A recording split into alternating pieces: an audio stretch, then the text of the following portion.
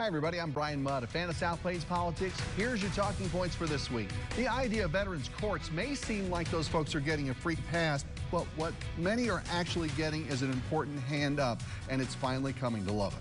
And passionate folks continue to protest our immigration policies, and they hope it leads to change when you go and vote. Will it make a difference here? We'll talk to some folks who hope so. From the studios of KMAC Television in Lubbock, your local election headquarters. This is Talking Points with Bryan Mudd. Sponsored by Capital Mortgage Services. Thanks for joining us, everybody. Also this week, the tangled webs. Whether you're calling the events of the past week Benghazi or Bonengate, rest assured, if Ghazi or Gate comes after your name, you've had a bad week. And as we record this, it's getting worse for Texas House Speaker Dennis Bonnen and his closest political partner, Lubbock Representative Dustin Burrows, who appear to be in all sorts of trouble for trying to keep friends close and troublemakers closer. The troublemaker in this case is a conservative activist named Michael Quinn Sullivan. Follow me here. We've talked about him on the show. He's run organizations like Texans for Fiscal Responsibility, AgendaWise, websites like blogs like Empowered Texans and Texas Scorecard, all to shove a grassroots tax watchdog conservative agenda in the face of anyone who will listen, and to bash Democrats and Republicans who don't live up to their standards with every vote, and to work hard to push people short of those standards out by whatever political means necessary. But Sullivan wanted media credentials for Texas Scorecard to be able to report on the House side of the state legislature. But he had been denied because his group didn't live up to the House standards.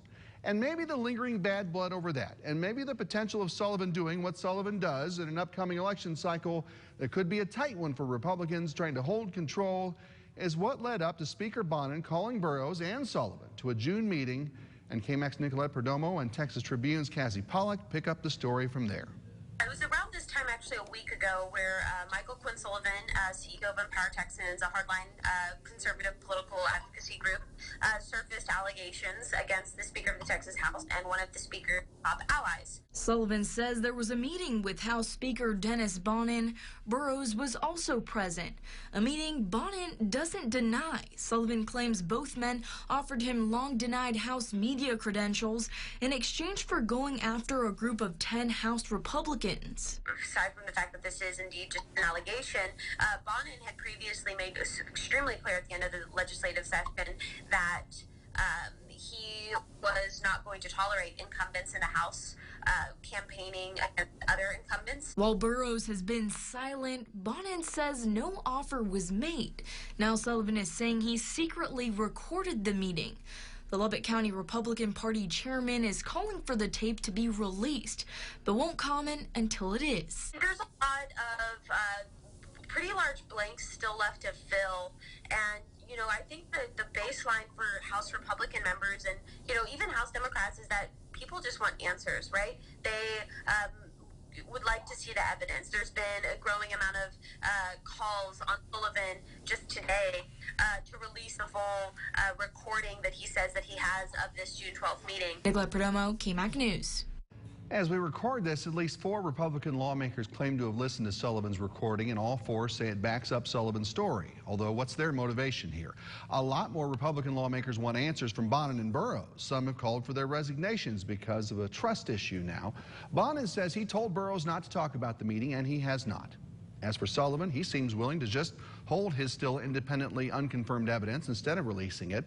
Maybe that's just for clicks and publicity and ego, or maybe it's because he's done what he's claimed he's tried to do, and that's root out corruption in Austin.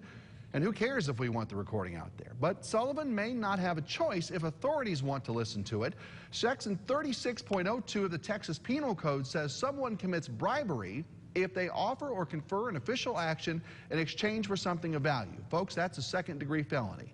And in the end, could be a bigger problem for Mr. Bonnen and Burrows than the political problems now within their own party. But I'm not an attorney, and neither is KMAC's Wes Rappaport, but he is in the middle of all this in Austin and joins us now live. Always good to talk to you, my friend. You know, this seems like we're just watching the political sausage being made, and no one really wants to see the mess. But here we are anyway. What do you hear from there about how lawmakers are reacting to all this, especially as this starts to drag on a little bit? Well, first off, Brian, it really feels awkward is kind of the best word to describe it. Everyone's sort of hoping that this just goes away on its own. People kind of waiting it out to hope that, you know, if we just wait long enough, maybe it'll disappear. And so far, that is not the case. As this drags on, more questions are mounting than answers that are coming out of this thing. And you know, it really, we have not heard a lot from the people involved. You know, short statements here and there. Some people have been silent altogether in this situation. So I think that there are still a lot of questions to be asked here, and so far the people who have the answers are not really talking.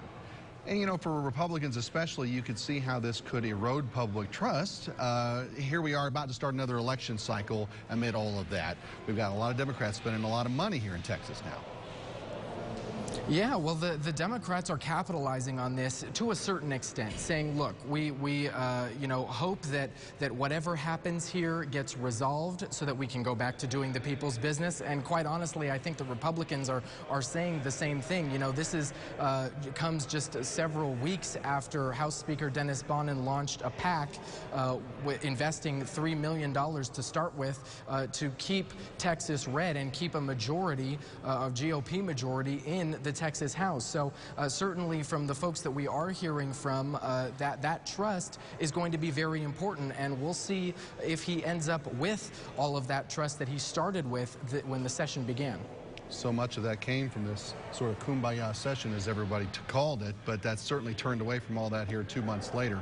You know, we mentioned, you know, fundraising and things of that nature, what Democrats are doing on the side. There's also a transition happening at the federal level that Democrats are trying to pounce on. Several prominent Texans in Congress are deciding that enough's enough. We've heard from folks like Mike Conaway, who's saying goodbye, and some others, that now Democrats and Republicans as well, having to figure out how they're spending their money and where as we get into this election cycle. Yeah, it really will be up to the Democrats to decide where they're going to spend some of this money. I mean, they have a lot of places to spend it. TX23, Will Hurd's district, after he made his announcement this week that he would not seek re-election, and that's a huge district, 70% Latino, a huge portion of the U.S.-Mexico border there between El Paso and the Valley, and so that's one place where Democrats are certainly looking, and certainly with Mike Conaway's announcement that he was retiring, there will be a look for somebody to lead agriculturally in Texas, whether that's on the GOP side or the Democratic side, that remains to be seen. But it's kind of hard to tell at this point whether this is there writing on the wall. Do they know something that we don't know, or is this just part of the kind of cyclical balance that happens during an election year when the party, at least in the House that's in majority, is the other side, so to speak. So a lot of those GOP retirements will look to see kind of, is this, you know, trouble for the GOP, or is this just kind of part of the natural cycle, Brian? Goodness gracious, we got a lot to talk about over the next, 14, 15 months or so, and we know Wes Rappaport will be helping us out in Austin with all that. Thank you, sir. We'll talk to you soon. Thanks, Brian. So let's do this week's poll question. Would you like Michael Quinn Sullivan to release his recording of the Bonnen-Burroughs meeting, assuming that recording exists? Talk to us on our KMAC News Facebook page and on everythinglubbock.com. Click Talking Points. Give us your opinion there. Coming up, you almost had to vote on the city's latest property tax increase in their budget. We'll explain how the math went on that one. And the county budget may finally do a little extra for our local veterans who have fallen on some tough times and may have gotten themselves in some trouble. We'll talk to an expert about that for 5 good minutes next.